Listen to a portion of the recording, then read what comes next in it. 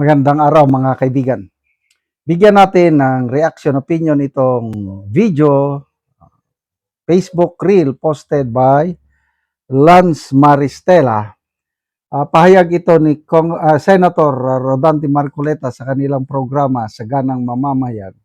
Dinescribe niya kung paano nautakan o naisahan ni Senator Bato yung grupo ni Soto Lacson, yung bagong minority ngayon. At dinescribe niya kung paano sila, sabi niya, parang leon na umuungol, ano pa yon, minuto, gumagawa ng paraan para makaganti. Sige, pakinggan natin ha. Paano kasi halatang halata naman na sikip ang dibdib. Yung galit na galit sa nangyari. Dahil ang pagkakaalam nila, nautakan sila. Naisahan. Ganun, no? Naisahan, nautakan. Yung ba namang very triumphant kasi yung pagdating ni Senator Bato. Ayun nga po. Nagkataon pa naman, dumating sa pagkakataon na talagang kailangan talaga ang kanyang presensya. Pero di ba siya, bago naman yan sabi, alam naman namin na mangyayari, anytime pwede kami mapaltan. Handa naman kami sa ganyan. Salita lang nila yun. Ganun ba? Para namang hindi mo naman alam yun eh. Hindi kasi bago ito nangyari noong Lunes, yun na po ang lagi ipinamamarali nila. Ngayon na lang nila sinasabi yan. Alam mo yung taong dahil sa kanyang sama ng loob, yung parang dahil nga nautakan ba? Nakalisihan ba? Nandun na yung pinagsama-samang pride at saka yung lahat na. Ayun, okay. Sabi ng Biblia parang mga liyong umuungal eh. Di ba? Na parang sa lahat, minuto gumagawa ng paraan para makaganti. Mga ganon eh. Ganon ang tingin namin sa kanila. Samantalang nung sila nakuha nila yung majority, nandito naman wala namang wala namang insidente.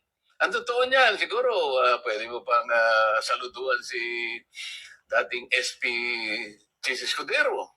Ay, opo. Na nung makita niya na hawak na nila yung majority, siya pa yung nagsabing we congratulate the new majority. Yes po. Walang walang anumang pangyayari. Opo, at siya pa nagpanumpa kay SP Soto. Kasi siya, at ang iba sa amin, alam namin na talagang nangyayari yun.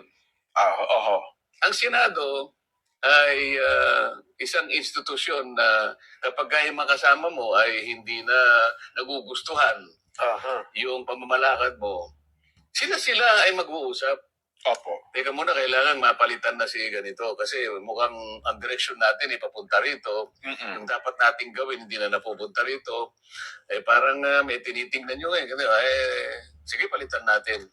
Nangyayari yung kahit anong panahon ngayon parang lahat na lang gusto nilang gawin para sa ganun makuha nila kagad. Yeah. Maibalik sa kanila. Yan. Po siya para makaganti. Minuto gumagawa ng paraan para makaganti.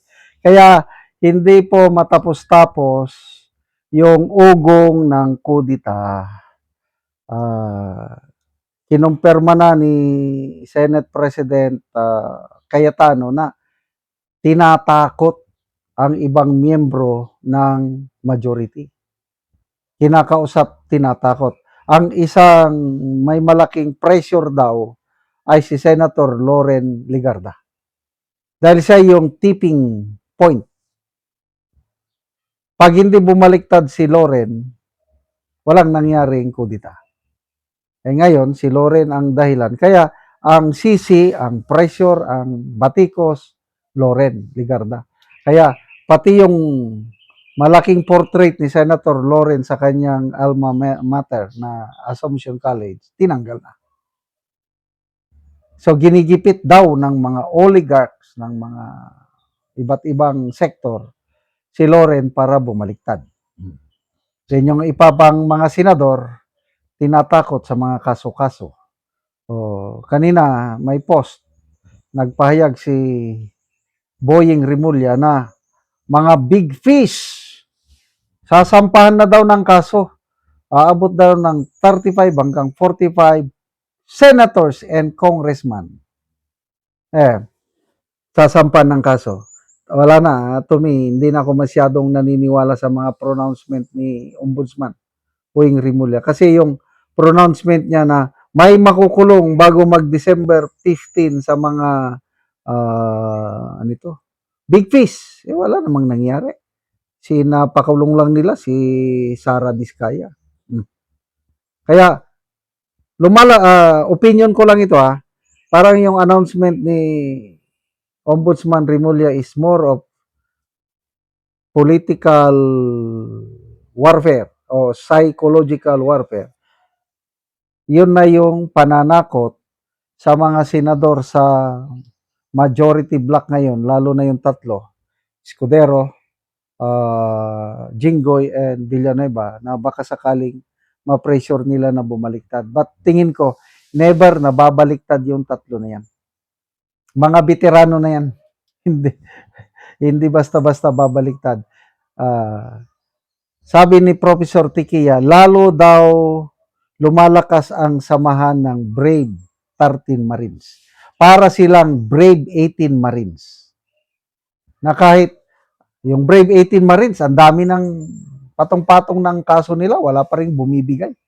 Palaban pa rin. So, sabi ni Professor Tikia, yung Brave 13 Marines, para silang mga sundalo na naghukay na ng paksul na defend their majority position at all cost. Wala nang atrasan yan. Nagtutulungan sila. And sana nga ganun. Let's pray for this brave 13 senators. Dahil sa kanila, magpapatuloy na po yung inaabangan natin na resumption ng flood control hearing na wala bang pinagtatakpan.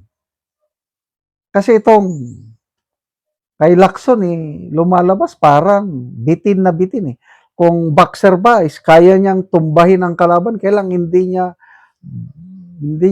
birahan ng todo suntok, parang tinipigil. So, salamat sa brave 13 senators. We are praying for you. God's protection may come upon this senator sa pangunguna ni Senator Alan Peter Cayetano. Salamat mga kaibigan sa inyong pagsubaybay sa channel nito.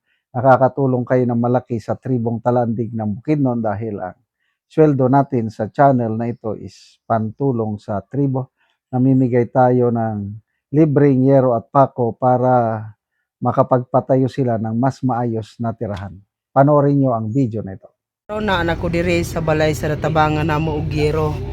So muna ni ang itsura sa iyang atop.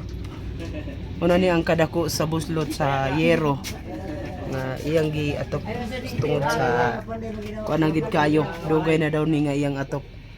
O nga inani na ang itsura.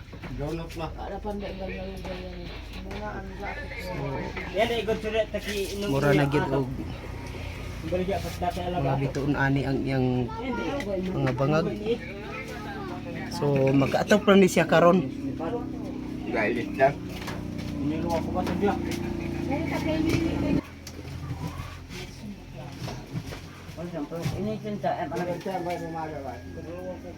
So mao na ni ang yero nga among gihatag nga iyang etop karon.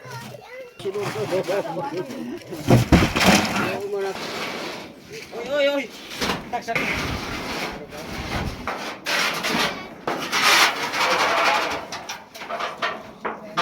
Kumuy ulan. Yang ulan na. Grabe ulan na lagi. Grabe na. Kita ya na sina. Apa ni bang ginabuha? Dugay na kayo ni. Salamat kayo sa giyatag nga simba.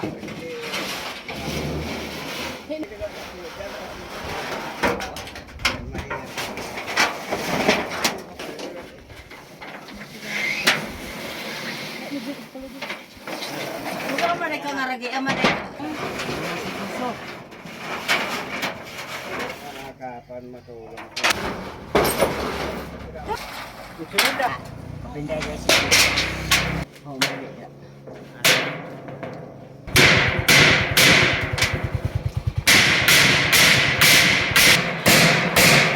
Ano lang, taxi ba yan? Basta po ano.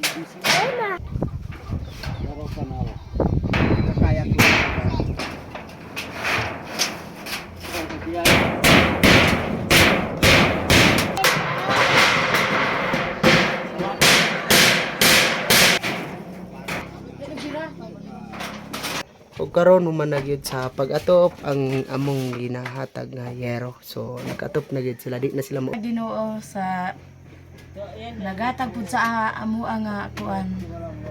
Among giatok. Nga pila na to katuig imong atop? Napulo na. Napulo na sa bago pa napulian. Bago pa napulian kay wala mi ikapalit og sin. So salamat kayo. Salamat kayo sa